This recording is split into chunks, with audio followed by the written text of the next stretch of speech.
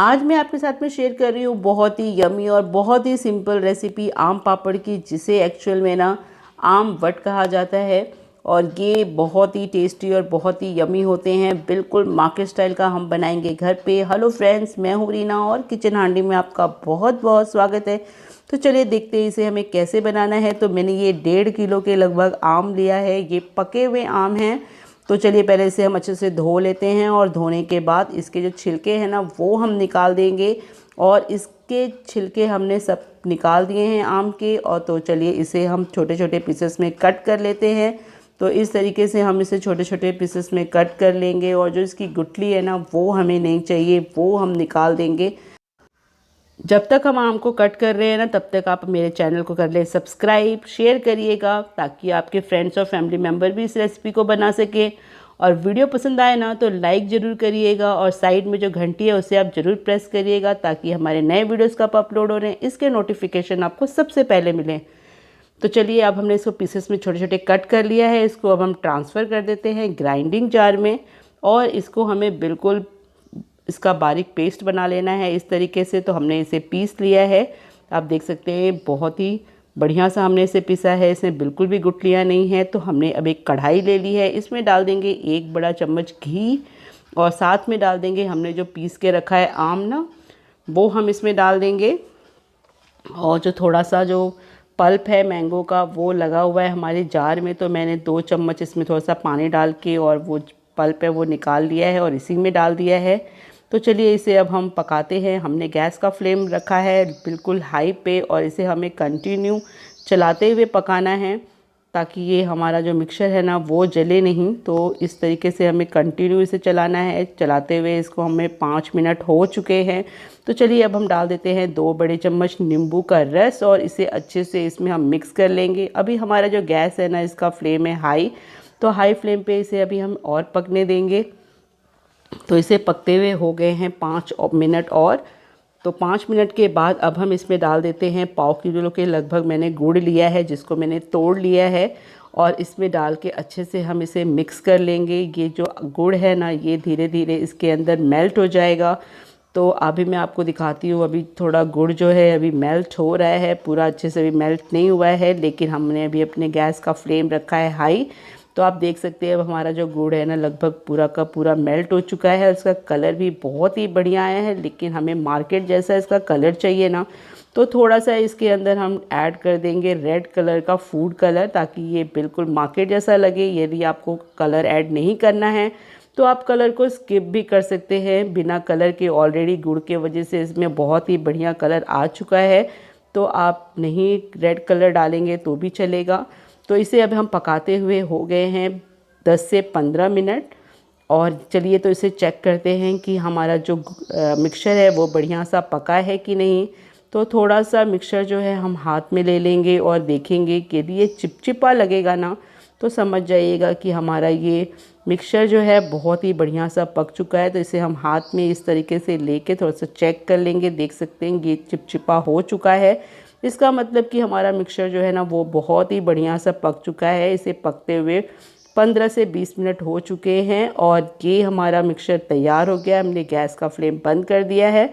तो अब हम प्लेट में डाल देंगे थोड़ा सा घी और इस प्लेट को अच्छे से कर लेंगे ग्रीस ताकि हमारा जो आम पापड़ है ना वो इजीली निकल जाए। तो हमें प्लेट को बहुत ही अच्छे से ग्रीस कर लेना है।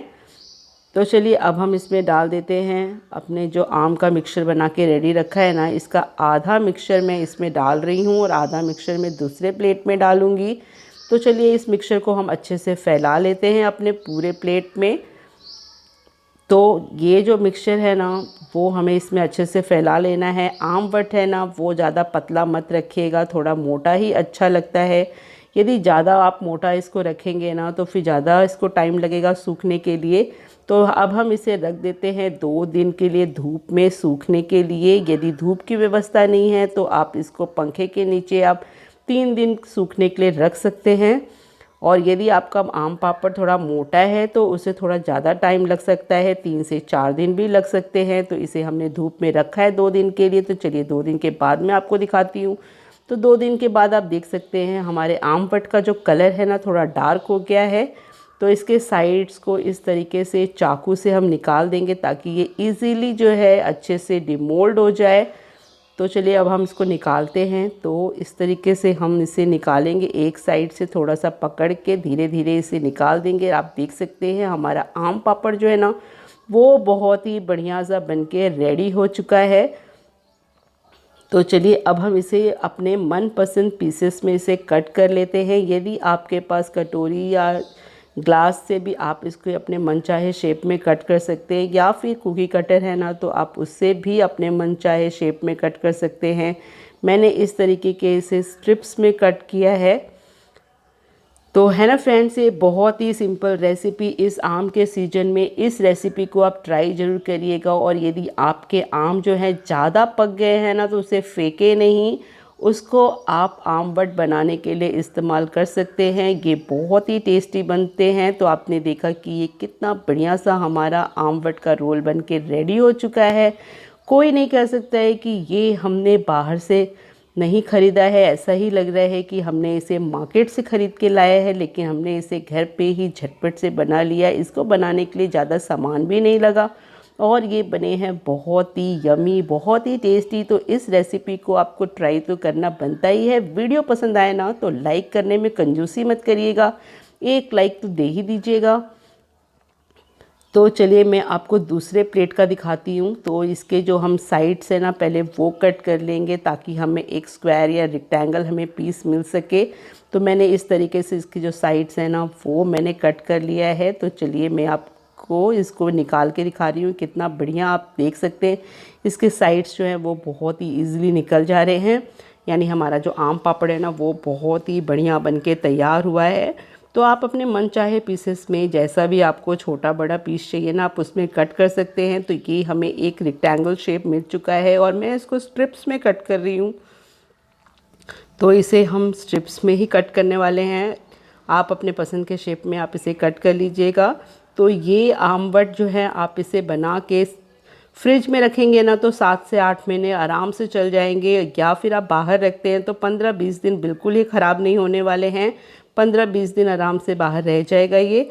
तो आप इस सीज़न में ना, आम का सीज़न है तो इस रेसिपी को आप ट्राई ज़रूर करिएगा और अपने फ्रेंड्स और फैमिली मेम्बर में ये वीडियो ज़रूर शेयर करिएगा ताकि वो भी ये रेसिपी है ना वो बना सकें और इस रेसिपी का आनंद ले सकें। तो आपने देखा कि बहुत ही सिंपल तरीके से हमने इस रेसिपी को बनाया है। आप ये वीडियो कहाँ से देख रहे हैं ना ये आप मुझे कमेंट सेक्शन में ज़रूर बताइएगा। और ये हमने बहुत ही हेल्दी रेसिपी बनाई है। इसमें हमने चीनी का इस्तेमाल नहीं किया है, गुड़ से बनाया है। गुड़ जो है वो हेल्थ के लिए फ़ायदेमंद है। तो इसी तरीके की सिंपल और यमी रेसिपीज़ के साथ मिलते हैं नेक्स्ट वीडियो में। तब तक के लिए take care and bye bye.